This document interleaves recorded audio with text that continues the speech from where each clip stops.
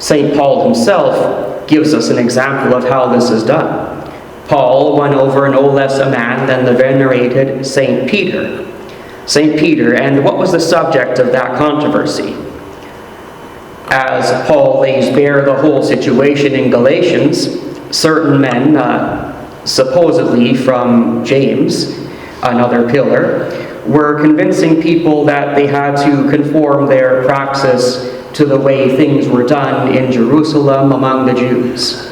Although those men from James were not explicitly denying the chief article of faith, that is, that we are justified by faith without works, the traditions and praxis that they wished to impose on the universal church did implicitly say that the work of Christ was lacking in some way, that the deposit of faith needed some kind of furnishing, ornamentation, or mark of cultural heritage to legitimize it among the people who boasted so proudly of possessing that heritage.